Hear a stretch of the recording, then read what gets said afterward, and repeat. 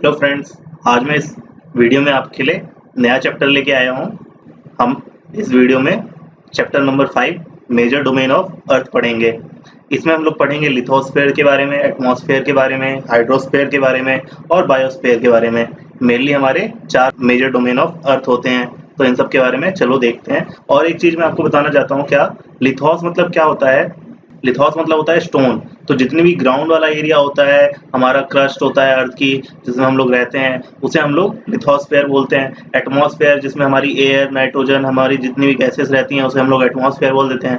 फिर हमारी जितनी भी वाटर बॉडीज हैं, जैसे ओशन, रिवर्स, ये सब हमारी हाइड्रोस्फेयर में आ जाती है। और इन तीनों को कंबाइन कर देते हैं, तभी हमारी लाइफ पॉसिबल हो जाती है, तो उसे हम लोग बायोस्फेयर कहते हैं। अब धीरे धीरे देखते हैं हम लोग लिथोस्फेयर क्या होता है, एटमॉस्फेयर क्या होता है, हाइड्रोस्फेयर क्या होता है। आप लोगों ने पहले पढ़ा था कि अर्थ पे ही सिर्फ हमने पढ़ा है अभी तक कि अर्थ पे ही एक ऐसा प्लेनेट है जिसपे लाइफ पॉसिबल है। और लाइफ किस लिए पॉसिबल है? क्योंकि इधर सारे एलिमेंट जो हमें नीडेड है, लैंड भी हमें रहने के लिए चाहिए है, वाटर भी पीने के लिए चाहिए तो वो भी है, एयर भी चाहिए हमें ब्रीथ करने के लिए तो वो भी प्रेजेंट है। तो इसीलिए ये कुछ एलिमेंट है, की एलिमेंट है जो अर्थ पे है, तो हम लोग रह पाते हैं, जी पाते हैं। तो सबसे पहले क्या बोला मैंने, बोला solid portion of the earth on which we live, उसे हम लोग लिथोस्फेयर कह देते हैं। जो सॉलिड पोर्शन होता है हमारी अर्थ का, जिसपे हम लोग रहते हैं, जो हमारी जमीन, उसी पे हम लोग रहते हैं, तो उसे हम लोग लिथोस्फेयर कहते हैं, अभी मैंने बताया। फिर जितनी भी गैसियस लेयर हो गई हमारी अर्थ की, जो सराउंडेड है, अर्थ को सराउंड कर रखी है, घेर रखी है, जैसे ऑक्सीजन, नाइट्रोजन, कार्बन डाइऑक्साइड, ये सारी अदर गैसेस भी बहुत सारी गैसेस प्रेजेंट हैं, उसे हम लोग एटमॉस्फेयर बोल देते हैं। फिर हाइड्रोस्फीयर क्या होता है? वो एरिया जो वाटर से पूरी तरह से अर्थ को कवर करके रखा है, जैसे हमारे ओशन हो गए, रिवर हो गई, सारी हमारी हाइड्रोस्फीयर में आती है। फिर हमारा बायोस्फीयर क्या है? ये we find land, water and air together. जब हम लोग लैंड, वाटर और एयर तीनों एक साथ मिला देते हैं तो हमारा लाइफ फॉर्म होती है। हमारी सारी लाइफ, जितनी भी फॉर्म की लाइफ है, वो फॉर्म होती है और उसे हम लोग बायोस्फीयर कहते हैं। अब लिथोस्फीयर में डिटेल में पढ़ते हैं हम लोग, क्या क्या लिथोस्फीयर में आता है, कौन कौन सी लैंड है जो हमें इंपॉर्टेंट है हमारी, जहां हम लोग रहते हैं। तो मेनली आप देखोगे हमारी अर्थ में बोला जाता है कि सॉलिड पोर्शन जितना भी अर्थ का है उसे हम लोग लिथोस्फीयर बोलते हैं। और किससे बनी हुई है? रॉक से बनी हुई है, सॉइल की भी बहुत सारी लेयर है। तो वो सॉइल में हमारे न्यूट्रिशन भी प्रोवाइड होते हैं, सॉइल हमें न्यूट्रिशन भी देती है, तभी हमारी जो छोटे छोटे ऑर्गेनिजम्स है वो जी पाते हैं। तो हमारी मेनली हमारी अर्थ ना सरफेस 2 हिस्सों में बांट दी गई है। एक हम लोग ने बोल दिया है कॉन्टिनेंट्स और एक को बोल दिया है ओशन बेसिन्स।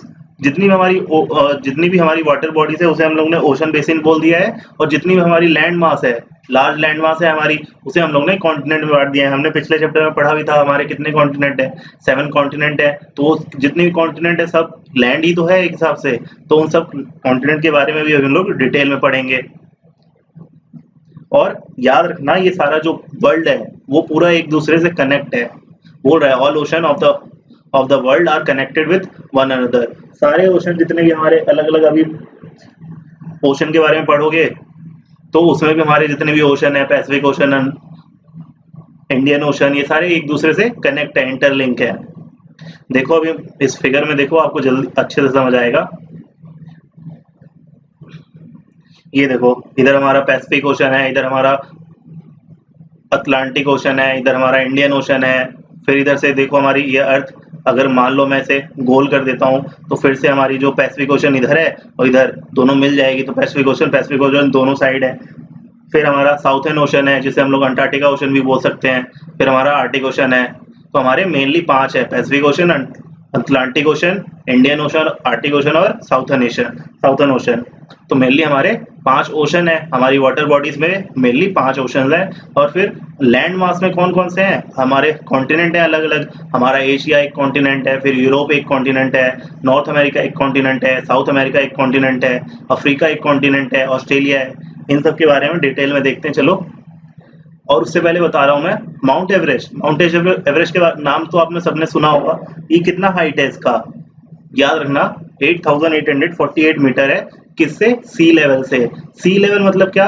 हमने एक सी लेवल मान लिया है 0, 0 मीटर पे, और उसी से जितना ऊंचा वो माना हम लोग, कोई भी चीज होती है उससे हम लोग मान लेते हैं। जैसे हम लोग का घर मान लो, हम लोग कभी भी अपने घर को हाइट में नाप बताएंगे तो हम बोलेंगे कि हमारा घर मान लो 30 metre from the sea level है। फ्रॉम द सी लेवल मतलब जीरो हाइट, जीरो हाइट से 30 मीटर है। और वैसे ही हमारा ना जो माउंट एवरेस्ट तो तुमने सुन लिया सबसे ऊंचा है, सबसे ऊंचा हमारा पहाड़ है माउंट एवरेस्ट, ठीक है, जो कि 8,848 मीटर्स का है। वैसे ही हमारा जैसे ये हमारी सी है, मान लो ये सी लेवल है, 0 डिग्री 0 मीटर्स पे है और इतना ऊंचा है। वैसे ही सेम अगर माना जाए तो ना ये पूरा नीचे, जब आप नीचे जाओगे तो लगभग जितना ये तो कितना है 8,000 मीटर, अप्रॉक्स 9,000 मीटर बोल सकते हो। पर अगर आप नीचे जाओगे ना तो अप्रॉक्स ये एक पड़ता है हमारा पैसिफिक ओशन में मैरिना ट्रंच, वो अबाउट देखो इधर बता रहा है द ग्रेटेड डेप्थ, डेप्थ मतलब गहराई 11,022 मीटर्स रिकॉर्डेड। कौन सा है? Marina trench. कहाँ पे है ये? पैसिफिक ओशन में है। तो आप ये एक बार ये पता चल पा रहा होगा, आप इमेजिन कर पा रहे होगी जितनी हमारी सी डेप्थ में है, मतलब जितना हम लोग पानी के नीचे हमारी खाई है उस वो ज्यादा है किससे? हमारी माउंटेन से। तो सोच लो हमारा जो सी है, हमारे जितने ओशन है उसके नीचे कितनी गहराई है। जितना हम लोग का माउंट एवरेस्ट है उससे ज्यादा, उससे भी 3 किलोमीटर और नीचे इतना ज्यादा गहराई है हमारे ओशन में। फिर आप जानते हो सबसे पहले किसने क्लाइंब किया था माउंट एवरेस्ट को? तो दो लोग, एडमंड हिलेरी और तेंजिंग नोर्गे। ये नेपाली थे बेसिकली, पर इंडियन इन्हें बोला जाता था। तो ये दो इंसान थे जो जिनने हमारी माउंट एवरेस्ट को पहली बार क्लाइंब किया था। कब? 29 मई 1953 में।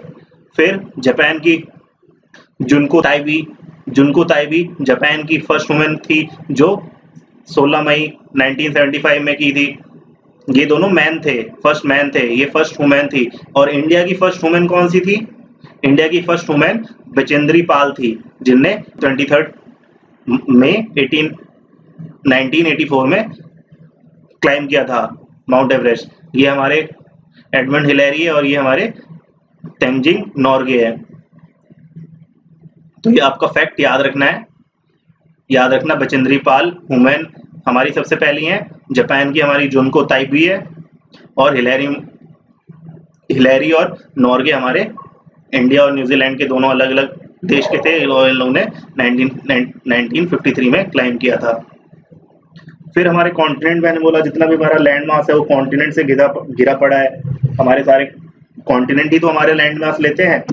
तो उसमें भी हमने मेजर कॉन्टिनेंट हमारे 7 है, जैसे एशिया, यूरोप, अभी हमने मैप में देखा था। तो इन सब के बारे में डिटेल में पढ़ते हैं एक एक करके। ये आप देख रहे होगे अफ्रीका, ये सारा हमने अभी देखा। तो सबसे पहले हम लोग पढ़ेंगे सबसे बड़े कॉन्टिनेंट के बारे में। तो एशिया हमारा, याद रखना, एशिया हमारा सबसे लार्जेस्ट कॉन्टिनेंट है। और ऐसा बोला जाता है कि ये 1/3, मतलब अगर पूरा टोटल मैं ये पूरे हिस्से को, ये मान लो पूरा लैंड मास है पूरे वर्ल्ड का। अब मैंने बोला ये एक हिस्सा है, ये 2 हिस्सा है, ये 3 हिस्सा है, तो ये समझ लो ये पूरा हिस्सा 1/3 जो पोर्शन है वो एशिया ले लेता है। और जो 2/3 बचा वो और कॉन्टिनेंट लेते हैं। तो इतना बड़ा है हमारा एशिया। और एशिया में ही हमारी इंडिया आती है। इंडिया, रशिया, चाइना, ये सब कहाँ में आते हैं? एशिया में आते हैं। फिर याद रखना है Tropic of Cancer, Tropic of Capricorn, equator के बारे में पढ़ा था। तो हमारा ये देखो फिगर में देखो आप, ये हमारा एशिया है, तो ये हमारा ट्रॉपिक ऑफ कैंसर है, ये हमारा इक्वेटर और ये ट्रॉपिक ऑफ कैप्रिकॉर्न है। तो एशिया का ज्यादातर पोर्शन कहाँ पड़ता है? हमारा ये इक्वेटर हमारी नॉर्थर्न हेमिस्फेयर और साउथर्न हेमिस्फेयर में बांटती है इक्वेटर हमारी अर्थ को। तो हमारा जो एशिया है पूरा हमारा कहाँ पड़ता है? नॉर्थर्न हेमिस्फेयर में पड़ता है। और किस तरफ पड़ता है? East side. आप मानो ये वेस्ट है, इसलिए हमारी जो ऑस्ट्रेलिया, ये सब, सॉरी ऑस्ट्रेलिया बोल रहा हूँ, ये जो अमेरिका कंट्री है इसीलिए हम लोग इन्हें वेस्टर्न कंट्री बोलते हैं, क्योंकि ये वेस्ट की तरफ पड़ती हैं। और हमारा एशिया किस तरफ पड़ती है? ईस्टर्न हेमिस्फेयर बोल सकते हो, इधर वही बोला जा रहा है eastern hemisphere. Tropic of cancer pass करती है हमारी कॉन्टिनेंट से, हमारे कॉन्टिनेंट से भी पास करती है और हमारे इंडिया से भी पास करती है। ये देख रहे हो ट्रॉपिक ऑफ कैंसर पास हो रही है। तो एशिया इतना बड़ा है पर हमारे इंडिया से पास होती हुई जाती है। फिर Asia separate from Europe. Asia Europe से कैसे अलग होता है? तो यूरल माउंटेन्स हैं वेस्ट में, फिगर में देखो आपको ज्यादा अच्छे से समझ आएगा। ये देखो ये यूरल माउंटेन है, रशिया में पड़ते हैं। तो ये यूरल माउंटेन एशिया और यूरोप को अलग करते हैं, तो आपको ये याद रखना है। फिर हमारा इधर हिमालय सारे रेंज हैं। फिर क्या बोल रहा है, अगर हम लोग कंबाइन कर दे लैंड मास किसका, यूरोप का और एशिया का, तब हम लोग उसे बोलते हैं यूरेशिया। अगर यूरोप और एशिया मिल जाए तो उसे हम लोग यूरेशिया बोल देते हैं। ये भी एक फैक्ट याद रखना है आपको। तो हमने सबसे पहले पढ़ा एशिया एक लार्जेस्ट कॉन्टिनेंट है, 1/3 टोटल लैंड मास एरिया जो अर्थ का है वो लेता है, और इस ईस्टर्न हेमिस्फीयर में पड़ता है, और ट्रॉपिक ऑफ कैंसर इधर से पास होती है, और यूरल माउंटेन्स सेपरेट करता है किसे, एशिया और यूरोप को, और यूरोप और एशिया दोनों को मिला दे तो हम लोग का यूरोशिया बनता है। एक और बात, अगर आपको ज्योग्राफी पढ़ना है मेरे से तो मैंने इसकी एक अलग प्लेलिस्ट बना रखी है। आप मेरे प्लेलिस्ट के सेक्शन में जाइए, उधर आपको मैंने 4 चैप्टर अभी तक कंप्लीट कर चुके हैं, जिसकी 8 वीडियो आ चुकी हैं। मैंने फर्स्ट लेक्चर में सारा चैप्टर के बारे में पढ़ाया है, और सेकंड लेक्चर में उसके मैंने क्वेश्चन आंसर डिस्कस किए हैं, और आप जाके देखिए। आई होप आपको वीडियो अच्छी लगेंगी वो। अब हमारा दूसरा कॉन्टिनेंट पढ़ेंगे हम लोग, क्या है, यूरोप। यूरोप एशिया से छोटा है, बहुत ही ज्यादा छोटा है देखा जाए तो, और याद रखना कहाँ पे लाई करता है, west of Asia. West of Asia मतलब मैंने बताया था अभी, इधर वेस्ट, ये हमारा वेस्ट पड़ता है, तो एशिया ये रहा, तो एशिया के वेस्ट में पड़ता है, और वेस्ट में हमारा यूरोपियन कंट्री है। फिर आर्टिक सर्कल पास होता है किससे, यूरोप से। अब हमने पढ़ा था आर्टिक सर्कल के बारे में। आर्टिक सर्कल हमारा 66 हाफ डिग्री से गुजरता है, तो वो कहाँ से, यूरोप से हमारा आर्टिक सर्कल जाता है, याद रखना। हमारा अंटार्कटिका सर्कल भी हमने पढ़ा था, तो याद रखना हमारा जो एशिया था उसमें तो सिर्फ ट्रॉपिक ऑफ कैंसर पास होती थी, पर यूरोप में हमारा आर्टिक सर्कल पास होती है। फिर it is bounded by the water bodies on the 3 side, और यूरोप 3 साइड से वाटर से घिरा हुआ है। मैप में आप अच्छे से देख सकते हो, देखो इधर से भी वाटर से घिरा हुआ है, इधर भी और इधर भी, तो वाटर से हर जगह से घिरा हुआ है यूरोप तीनों साइड से। तो यूरोप के बारे में पढ़ लिया। फिर अफ्रीका। अफ्रीका एक सेकंड लार्जेस्ट कॉन्टिनेंट है। सबसे पहला हमारा एशिया, एशिया के बाद अफ्रीका सबसे बड़ा कॉन्टिनेंट है। और एशिया की एक, अफ्रीका की एक और अच्छी बात है क्या, इधर तीनों चीज पास होती है, ट्रॉपिक ऑफ कैंसर, इक्वेटर और ट्रॉपिक ऑफ कैप्रिकॉर्न, तीनों इधर से पास होती है। और वर्ल्ड का जो सबसे लार्जेस्ट हॉट डेजर्ट है वो भी, जिसे हम लोग सहारा डेजर्ट बोलते हैं, वो भी अफ्रीका में ही है। और वर्ल्ड की लॉन्गेस्ट रिवर जो है नाइल रिवर, आपने सुना होगा नाम, उसे वो भी अफ्रीका कॉन्टिनेंट में ही होती है। ये देखो, ये रहा हमारा अफ्रीका, ये सेकंड लार्जेस्ट कॉन्टिनेंट है, और इधर ही हमारा नाइल रिवर, सबसे लॉन्गेस्ट रिवर और सबसे लार्जेस्ट डेजर्ट पाया जाता है, सहारा डेजर्ट। ये पूरा सहारा डेजर्ट होता है, ये पूरा, अब जब मैप में देखोगे तो पूरा सहारा डेजर्ट है। और क्या इंपॉर्टेंट है अफ्रीका के बारे में, एक और चीज इंपॉर्टेंट है अफ्रीका के बारे में, हमारी ट्रॉपिक ऑफ कैंसर, इक्वेटर और ट्रॉपिक ऑफ कैप्रिकॉर्न, तीनों एक ऐसा ये कॉन्टिनेंट है जहां से तीनों पास होती हैं, हमारी ट्रॉपिक ऑफ कैंसर, इक्वेटर और ट्रॉपिक ऑफ कैप्रिकॉर्न तीनों पास होती है। तो ये भी आपको ध्यान रखना है। तो मेन चीज थी इसमें, सेकंड लार्जेस्ट ये अफ्रीका है हमारा continent, Tropic of Cancer, Tropic of Capricorn और इक्वेटर पास होती है। तीसरा सहारा डेजर्ट, सबसे लार्जेस्ट हॉट डेजर्ट वर्ल्ड का अफ्रीका में है। चौथी चीज, वर्ल्ड का लॉन्गेस्ट रिवर नाइल रिवर भी अफ्रीका में है। तो ये चीज, चारों चीज आपको याद रखनी है। और ये कॉन्टिनेंट, जो भी सारे कॉन्टिनेंट है हमारे, ये अफ्रीका, ये चारों तरफ से सी से घिरा हुआ है, ओशन से घिरा हुआ है। फिर नॉर्थ अमेरिका के बारे में, नॉर्थ अमेरिका थर्ड लार्जेस्ट है कॉन्टिनेंट है। सबसे पहले हमारा एशिया है, फिर अफ्रीका है, फिर हमारा नॉर्थ अमेरिका है। North America third largest continent है। फिर क्या बोल रहा है, it link the south America by the narrow strip of land, एक नैरो स्ट्रिप ऑफ लैंड से कनेक्ट होता है ये साउथ अफ्रीका से। ये हमारा नॉर्थ अमेरिका है और ये हमारा साउथ अमेरिका है। तो इधर आप देख रहे हो एक छोटी सी लैंड है, ये लैंड से ही कनेक्ट होता है। इसी को हम लोग इस्थमस ऑफ पनामा बोलते हैं। इसका नाम हमारा क्या है, इस्थमस ऑफ पनामा। मैंने 2 डेफिनेशन आपके लिए लिखी है, एक होता है स्ट्रेट और एक होता है इस्थमस। इस्थमस कुछ नहीं होता, ये ऐसी लैंड होती है, मान लो ये हमारी 2 बहुत बड़ी बॉडी है, तो और छोटा सा पतला सा एक रास्ता मान लो वो कनेक्ट कर रहा है दूसरे बॉडी एक बहुत बड़ी लैंड से, तो उस एरिया को हम लोग इस्थमस बोलते हैं। जैसे हमारा इंडिया है और ये श्रीलंका है, तो इधर भी बहुत नैरो पास है, वाटर मतलब बिल्कुल लैंड से कनेक्ट नहीं है। जैसे हमारा साउथ अमेरिका और नॉर्थ अमेरिका में लैंड होती है, लैंड से कनेक्ट है वो, इसलिए हम लोग ने इस्थमस और पनामा बोला है। वैसे ही इधर लैंड से कनेक्ट नहीं है, वो छोटे छोटे उधर आइलैंड है और उसमें बीच में गैप है, तो उसे हम लोग स्ट्रेट बोलते हैं, तो वो उसका नाम है पल्क स्ट्रेट। आप पढ़ोगे आगे ज्योग्राफी में तो आपको मिलेगा, बाल्क स्टेट बोलते हैं उसे, जो इंडिया और श्रीलंका के बीच में है। तो इस नॉर्थ अमेरिका में इंपॉर्टेंट क्या है आपके लिए, ये थर्ड लार्जेस्ट कॉन्टिनेंट है, और दूसरा ये साउथ अमेरिका से एक बहुत ही नैरो स्ट्रिप ऑफ लैंड से कनेक्ट करता है, उसे हम लोग इस्थमस ऑफ पनामा बोलते हैं। और ये देखोगे आप क्या, जो continent lie completely in the north and the western hemisphere, ये पूरा एक तरफ से देखा जाए तो ये भी हमारा, देखो ये रहा हमारा इक्वेटर, तो ये भी पूरा कॉन्टिनेंट कहाँ पे, नॉर्थर्न हेमिस्फेयर में ही लाई करता है, जैसे हमारा एशिया करता है। थोड़ा बहुत एशिया का पार्ट है ये जो नहीं करता है, तो पूरा एशिया हमारा नॉर्थर्न हेमिस्फेयर में लाई करता है। सेम उसी तरह हमारा नॉर्थ अमेरिका भी नॉर्थर्न हेमिस्फेयर में लाई करता है। फिर साउथ अमेरिका, साउथ अमेरिका क्या है, साउथ अमेरिका ज्यादातर पूरा उसका पोर्शन कहाँ है, साउथर्न हेमिस्फेयर में है, और ये दो ओशन से सराउंडेड है। आप इधर फिगर में देखो तो ये देखोगे आप, दो ओशन से सराउंडेड है। हमारा जो साउथ अफ्रीका है, साउथ अमेरिका है, इधर पैसिफिक ओशन से सराउंडेड है और इधर अटलांटिक ओशन से सराउंडेड है। फिर एंडीज, एंडीज एक माउंटेन रेंज है, तो वर्ल्ड की लॉन्गेस्ट माउंटेन रेंज कौन सी है, एंडीज है। कहाँ पे है वो, साउथ अमेरिका में है। तो अलग अलग कंटिनेंट की आप देख रहे हो कि कॉन्टिनेंट की अलग अलग खासियत है। और एक और, इस कॉन्टिनेंट की सबसे लार्जेस्ट रिवर अमेज़न है। जैसे हमारी साउथ अमेरिका अफ्रीका की हमारी सबसे लॉन्गेस्ट रिवर कौन सी थी, नाइल रिवर। वैसे ही नाइल तो पूरे वर्ल्ड की भी है और अफ्रीका की भी है, और साउथ अमेरिका की अमेज़न रिवर है, लार्जेस्ट रिवर है। तो इसमें ज्यादा साउथ अमेरिका में ज्यादा कुछ याद करना नहीं है आपको, बस नॉर्मल आपको पता रहना चाहिए कि साउथ हेमिस्फेयर में ये लाई करता है, और एंडीज माउंटेन इंपॉर्टेंट है इधर का, जो लॉन्गेस्ट माउंटेन रेंज है पूरे वर्ल्ड में।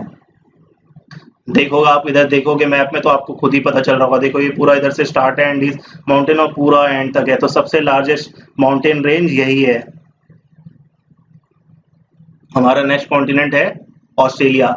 अब ऑस्ट्रेलिया के बारे में एक इम्पोर्टेंट क्या है, ये एक आइलैंड कंट्री है, क्योंकि ये पूरा एक आइलैंड की तरह ही है, ये चारों तरफ से पानी से घिरा हुआ है। और क्या, ये स्मॉलेस्ट कॉन्टिनेंट है, सबसे छोटा कॉन्टिनेंट हमारा ऑस्ट्रेलिया है, जो कि पूरा की पूरा साउथर्न हेमिस्फेयर में लाई करता है। तो यही एक कॉन्टिनेंट है जो कि पूरा पूरा साउथर्न हेमिस्फेयर में लाई करता है। और दूसरा हमारा क्या है, ये सारा ओशन से हर साइड से ओशन से सराउंडेड है। और दूसरा हमारा अंटार्कटिका, ये अंटार्कटिका भी पूरा हमारा साउथर्न हेमिस्फेयर में लाई करता है।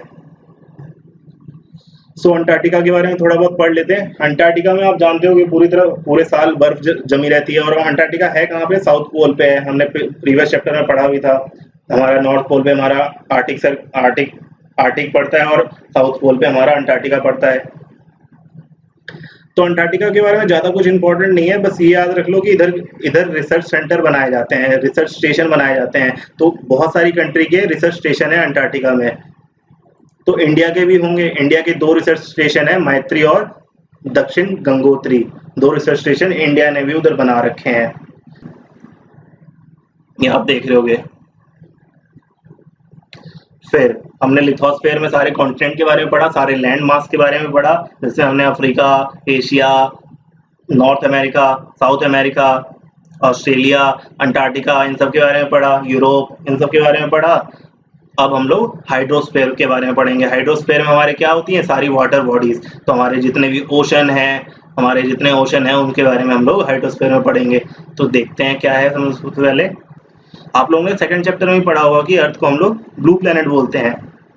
तो किस लिए बोलते हैं, ये भी आपने रीजन पढ़ा था, क्योंकि हमारा जो अर्थ है 71% अर्थ जो है वो किससे कवर है, वाटर से कवर है, और 29% ही है जो सिर्फ लैंड है। तो इसीलिए हम लोग अर्थ को ब्लू प्लेनेट बोलते हैं। पर आपको एक और चीज अभी जान के हैरानी होगी कि अर्थ में इतना ज्यादा पानी है, उसके बावजूद क्या बोल रहा है, more than 97% of earth is found in the ocean. 97% जो पानी है वो ओशन में मिलता है, और वो कैसा है, टू सॉल्टी, बहुत ही ज्यादा नमकीन है। बहुत ही ज्यादा नमकीन होगा तो इंसान तो उसे यूज नहीं कर पाएंगे। और बोल गया larger portion of the rest of the water is in the form of ice sheet और ग्लेशियर। और जितना भी थोड़ा बहुत और पोर्शन बच गया अर्थ का, जो 3% बच गया पानी, वो भी उसका भी लार्जर पोर्शन किसमें है, या तो आइस शीट की फॉर्म में है, या ग्लेशियर की फॉर्म में है, या तो अंडरग्राउंड वाटर की फॉर्म में है। बहुत ही कम परसेंटेज है जो अर्थ की फ्रेश वाटर की फॉर्म में है, जो कि ह्यूमन यूज करते हैं। तो हम लोग बोलते हैं कि हम लोग ब्लू प्लेनेट है, पर उसके बावजूद भी अर्थ पे वाटर की शॉर्टेज है, मतलब फ्रेश वाटर नहीं है अर्थ में, बहुत कम है। इसलिए आपको हमेशा बोला जाता है कि सेव वाटर, सेव ट्री, ये सब इसीलिए आपको बोला जाता है, क्योंकि अर्थ पे पीने का पानी पानी तो बहुत है पर पीने का पानी बहुत कम है। फिर ओशंस, ओशंस भी क्या है? Oceans are the major part of the hydrosphere. Hydrosphere के ज्यादातर वाटर बॉडीज के बारे में बोलता है हाइड्रोस्फीयर। हाइड्रो मतलब ही होता है वाटर, तो हमारा ओशन जितना भी है वो हाइड्रोस्फीयर का ही पार्ट है, और ये सारे इंटरलिंक है, एक दूसरे से कनेक्ट है, अभी हमने देखा था फिगर में। फिर ocean water are always moving.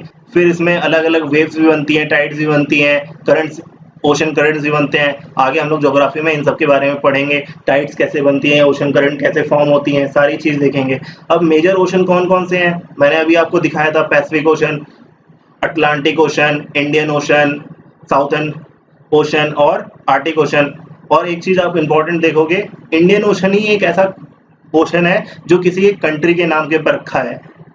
या तो आप देख रहे होगे कोई और ओशन का नाम किसी कंट्री के बेस पे नहीं है, सिर्फ इंडियन ओशन एक ऐसा यूनिक है इंडियन ओशन में कि वो सिर्फ कंट्री के नाम के ऊपर हम लोग ने इंडियन ओशन नाम रखा है। फिर Pacific ocean is the largest ocean, याद रखना, प्रशांत महासागर बोलते हैं हम लोग, प्रशांत महासागर को ही हम लोग पैसिफिक ओशन बोलते हैं, वो सबसे लार्जेस्ट है और 1/3 ऑफ द अर्थ इसी से कवर है।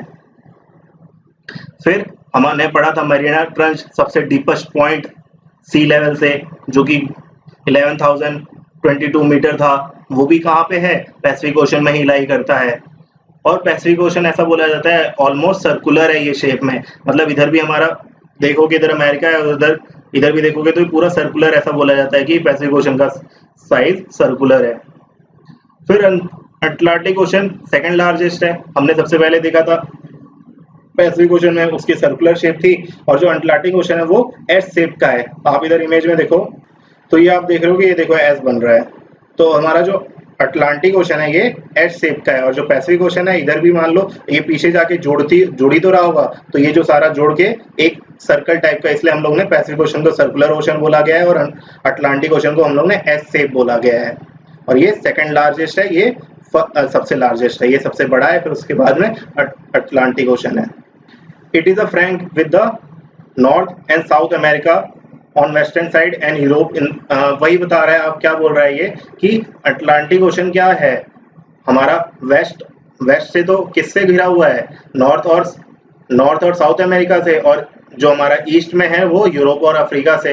वही वो लैंग्वेज में लिखा हुआ है, आप पढ़ो, इधर बोल रहा है जो नॉर्थ और साउथ अमेरिका है ऑन वेस्टर्न साइड है, और यूरोप और अफ्रीका कहाँ है? ईस्टर्न साइड है, किसके? अटलांटिक ओशन के। और आप देख रहे होगे इधर भी पूरी बाउंड्री है, इधर तक पूरा ले लो इधर, और इधर हमारा पूरा मान लो ये पूरी बाउंड्री है। तो आप जानते होगे ट्रेड के लिए सबसे ज्यादा ऑप्शन हम लोग यूज करते हैं ओशन से भी बहुत ज्यादा ट्रेड होता है। तो जो हम लोग का बोला जाता है बिजिएस्ट ओशन कौन सा है, सबसे ज्यादा ओशन कौन सा यूज में है, तो अटलांटिक ही ओशन यूज में है, क्योंकि बहुत ज्यादा ये वाटर बॉडी, मतलब ओशन, देखो इधर से कोई जाएगा तो बहुत ज्यादा घूम के जाना पड़ेगा ट्रेड करने के लिए, तो लोग क्या करते हैं इधर से ऐसे आके ऐसे जाते हैं, तो इधर पूरा ट्रेड फैल जाता है। तो सबसे ज्यादा ट्रेड अटलांटिक ओशन में होता है, तो इसलिए इसे बिजिएस्ट ओशन भी बोला जाता है। देखो बोल रहा है point of view of the commerce it is the busiest ocean, तो अटलांटिक ओशन सबसे बिजिएस्ट ओशन है। इंडियन ओशन, देखो अभी मैंने बताया Indian ocean is the only ocean name after the country that is India, और ये ट्रायंगुलर शेप का है, वो ऑलमोस्ट ट्रायंगल शेप का है। फिर आर्टिक ओशन, आर्टिक सर्कल के पास में है, नॉर्थ पोल के।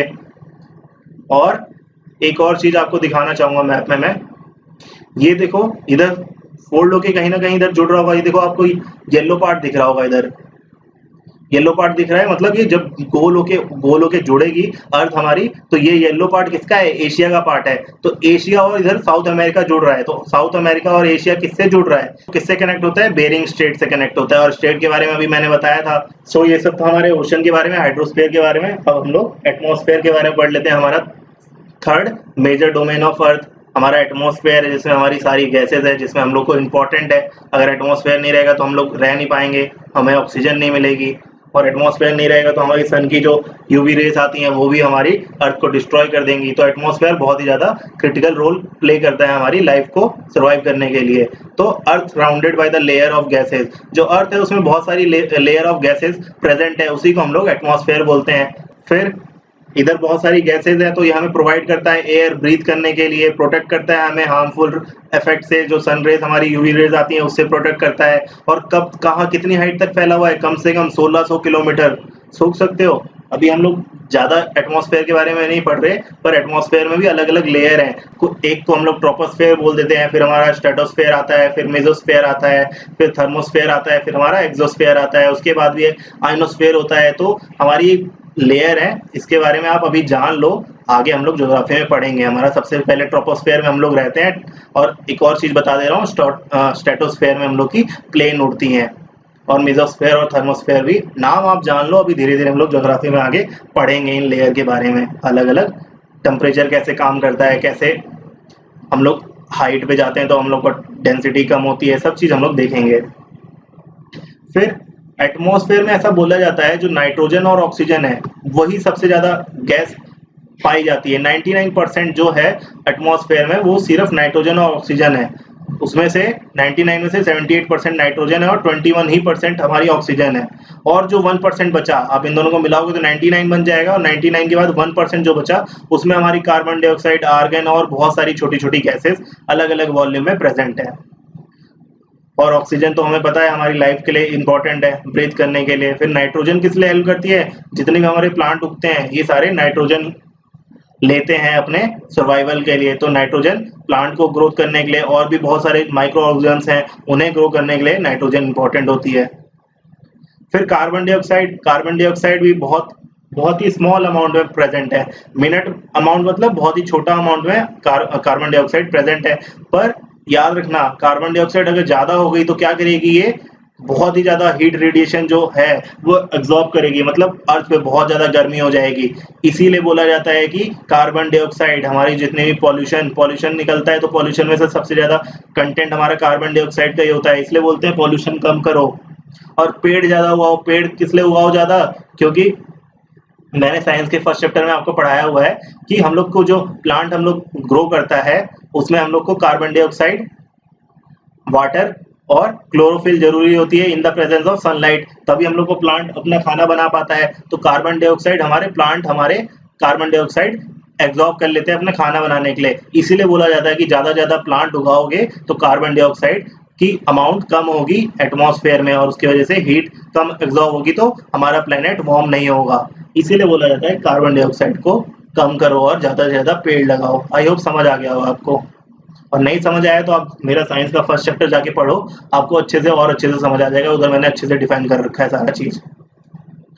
द डेंसिटी ऑफ एटमॉस्फेयर, जो हमारी एटमॉस्फेयर डेंसिटी क्या होती है, मान लो इतना बड़ा एक कंटेनर है, उसमें मान लो मैंने बोला 5 kg गैस आ जाती है। अब क्या करोगे आप, जब ऊपर जाते रहोगे, धीरे धीरे जाते रहोगे तो उतने ही दूर में बहुत कम गैस आने लग जाएगी। थोड़ा ऊपर गए तो आपको 4 kg आएगी उतने ही दूर में, फिर थोड़ा और ऊपर गए तो उतने ही दूर में। सेम ये मैंने अभी ड्राइंग थोड़ा सा इक्वल नहीं है, मान लो ये भी इक्वल है और ये भी इक्वल है, तो ये हम लोग हाइट बढ़ाते जा रहे हैं। इधर हाइट बढ़ गई, फिर और हाइट बढ़ गई, तो ये सिर्फ 2 ही kg इधर गैस रह गई। तो ये समझ लो कि हम लोग जितना हाइट ऊपर जाते रहते हैं ना, उतना हमारी ऑक्सीजन कम होते जाती है। हम लोग नीचे हैं तो 5 किलो मिलती है हमें, फिर हम लोग थोड़ा और ऊपर जाते हैं तो 4 kg मिल जाती है, फिर और थोड़ा ऊपर जाते हैं तो उसकी अमाउंट और कम हो जाती है। ये kg मैंने एग्जांपल लेने के लिए बोला गया है, ऐसा कुछ नहीं है कि 5 kg प्रेजेंट होती है, ऐसा कुछ नहीं है। मैं बस आपको एग्जांपल से बता रहा हूँ कि आप जितना ऊपर जाओगे तो डेंसिटी कम होती जाती है। डेंसिटी मतलब हमारा जो उसमें अमाउंट है वो कम होता जाता है। सेम उसी तरह नीचे जब जाओगे तो प्रेशर इंक्रीज होने लग जाएगा। देखो हमारा टेम्परेचर ऑल्सो डिक्रीज गो अपवर्ड। फिर हम लोग जब टेम्परेचर, हम लोग देखो आप माउंटेन के ऊपर जितना जाते रहते हो तो ठंडी बढ़ने लग जाती है। उसका मतलब क्या, टेम्परेचर डिक्रीज होने लग गया। फिर एटमॉस्फेयर प्रेशर भी एग्जर्ट करता है अर्थ पे, बहुत अलग अलग प्लेस पे अलग अलग प्रेशर हम लोग को एक्सपीरियंस करने के लिए मिलता है। कहीं पे लो प्रेशर होता है, कहीं पे हाई प्रेशर होता है। अब ये लो प्रेशर और हाई प्रेशर से ही हमारी विंड फॉर्म होती है। तो एयर मूव करती है कहाँ से, high pressure to low pressure, और मूविंग एयर को ही हम लोग विंड कह देते हैं। तो विंड का भी फॉर्मेशन कैसे होता है, साइक्लोन का फॉर्मेशन कैसे होता है, कैसे साइक्लोन आते हैं, ये सारा भी हम लोग ज्योग्राफी में देखेंगे। आपको पता चलेगा हमारी एयर कैसे काम करती है, गर्म एयर ऊपर क्यों जाती है, सब चीज आपको धीरे धीरे पता चलेगी। अब आप स्टार्टिंग है आपकी साइंस में, आप देखोगे गैस कैसे काम करती हैं, हल्की गैस ऊपर क्यों जाती हैं, तो सब डेंसिटी आप सब हर चीज पढ़ोगे तो धीरे धीरे आपको समझ आएगा। फिर हमारा fourth major domain of earth क्या है? बायोस्फीयर। बायोस्फीयर सबसे ज्यादा इंपॉर्टेंट है क्योंकि हमारा ये लिथोस्फीयर भी कंबाइन करता है, एटमॉस्फेयर भी लेता है और हाइड्रोस्फीयर, तीनों को मिला के ही हमारा बायोस्फीयर बनता है। अगर तीनों ना मिले तो तुम कुछ नहीं कर पाओगे। सिर्फ लिथोस्फीयर होगा तो आप जी नहीं पाओगे, एटमॉस्फेयर सिर्फ दे देंगे तब भी आप क्या हवा में थोड़ी रहोगे, फिर हाइड्रोस्फीयर पानी नहीं रहेगा तो फिर क्या करोगे। तो तीनों चीज इंपॉर्टेंट है तभी हमारा बायोस्फीयर बनता है। तो बायोस्फीयर के बारे में थोड़ा थोड़ा इंपॉर्टेंट चीज पढ़ लेते हैं। क्या है? देखो सीधा हमने पढ़ा था पहले ही कि लैंड, वाटर और एयर, तीनों का जब कांटेक्ट होता है तभी हमारा बायोस्फीयर फॉर्म होता है। फिर इसी बायोस्फीयर की वजह से ही हम लोग यूनिक प्लेनेट है, हम लोग सर्वाइव कर पाते हैं। बहुत सारी स्पेसीज ऑफ ऑर्गेनिजम्स हैं जो रह पाती हैं, माइक्रोरोब्स हैं, बैक्टीरिया हैं, ह्यूज मैमल्स हैं, ये सब अलग अलग साइज के इधर हम लोग को देखने के लिए मिलते हैं अर्थ पे। तो सारे all living organisms including human are linked to the each other biosphere for the survival. हमने साइंस में फर्स्ट चैप्टर में मैंने पढ़ाया है फूड चेन। आप जाके देखो, फूड चेन से आपको पता चलेगा कि बहुत सारे ऑर्गेनिज्म एक दूसरे से लिंक होते हैं और वो जरूरी है, अगर नहीं रहेगा तो हम लोग सर्वाइव नहीं कर पाएंगे। तो सेम उसी तरह इधर भी बताया जा रहा है कि ह्यूमन भी बहुत सारी चीजों से लिंक है, अगर वो ना हो तो हम लोग सर्वाइव नहीं कर पाएंगे। तो बायोस्फीयर ही उस सारे लिंक में, जो भी हमारा लिंक होता है एक दूसरे से, वो सारा किसके अंदर आता है? बायोस्फीयर के अंदर आता है, और वो सर्वाइवल के लिए बहुत ज्यादा इंपॉर्टेंट है। बायोस्फीयर के दो चीजों में बांट दिया हमने, दो हिस्सों में बांट दिया, एक है प्लांट किंगडम, एक है एनिमल किंगडम। आगे हम लोग पढ़ेंगे धीरे धीरे ज्योग्राफी में और साइंस में भी आपको पढ़ने के लिए मिलेगा एनिमल किंगडम और प्लांट किंगडम के बारे में।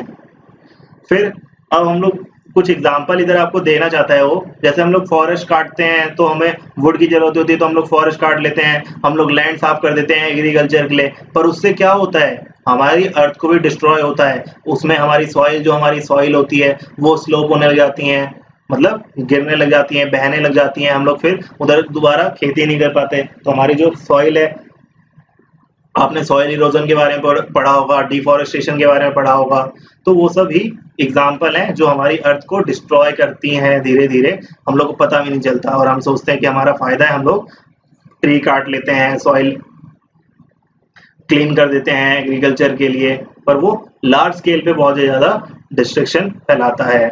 ये आप इधर फोटो में देख रहे हो कि इधर हमारा हाइड्रोस्फीयर है, जितनी हमारी नदी हैं, नदी और ओशन के बारे में पढ़ा था, मछली वछली, फिर हमारा एटमॉस्फेयर हो गया, फिर ये हमारा लिथोस्फेयर हो गया, तो इन सबको मिला के हमारा बायोस्फेयर बनता है। और अभी मैंने आपको एग्जांपल बताया कटिंग ऑफ ट्रीज और सॉइल इरोजन, ये सब मैंने बताया। सॉइल हम लोग एग्रीकल्चर के लिए पूरा लैंड खाली कर देते हैं, तो उससे होता क्या है? जो हमारा नेचुरल क्लाइमेटीज आता है, अर्थक्वेक, ये सब किसके किसकी वजह से आता है? इसी सब के रीजन की वजह से आता है। सुनामी किस लिए हैपन होती है? धीरे धीरे हम लोग पढ़ेंगे। फिर हमारा part of Andaman Nicobar island submerge into water, अगर हम लोग क्या करते जाएंगे, धीरे धीरे गर्मी ज्यादा बढ़ती रहेगी, मान लो हम लोग अर्थ का टेम्परेचर बढ़ाते जा रहे हैं, तो क्या होगा? सारे ग्लेशियर, जितनी आइस है वो पिघलती जाएंगी, और पिघलेंगी तो क्या होगा? ओशन का जो सी लेवल है वो बढ़ने लग जाएगा, और बढ़ने लग जाएगा तो क्या होगा? जो बहुत ही छोटी छोटी ओशन के पास में कंट्रीज मान लो, और जितने आइलैंड है वो सारे क्या होने लग जाएंगे? पानी के अंदर सबमर्ज होने लग जाएंगे। तो वही वो बोल रहा है, पार्ट ऑफ आइलैंड, और ये अंडमान और निकोबार आइलैंड क्या होने लग जाएंगे? पानी के अंदर चले जाएंगे। हमें एक समय आएगा कि अंडमान निकोबार आइलैंड ही नहीं मिलेंगे। फिर हम लोग बहुत ही ज्यादा वेस्ट मटेरियल लेक में डाल देते हैं, रिवर में डाल देते हैं, वो भी, और वाटर को अनसुटेबल बनाते हैं ह्यूमन यूज के लिए। तो हम लोग धीरे धीरे फॉर्म ऑफ लाइफ को डैमेज करते हुए जा रहे हैं। Emission from the industry, thermal power हम लोग बना रहे हैं व्हीकल्स के लिए, पॉल्यूशन फैला रहे हैं एयर में, तो ये सब हमारी धीरे धीरे हमारी अर्थ को ही डिस्ट्रॉय कर रही है। तो बायोस्फीयर को ही हम लोग डिस्ट्रॉय करते जा रहे हैं।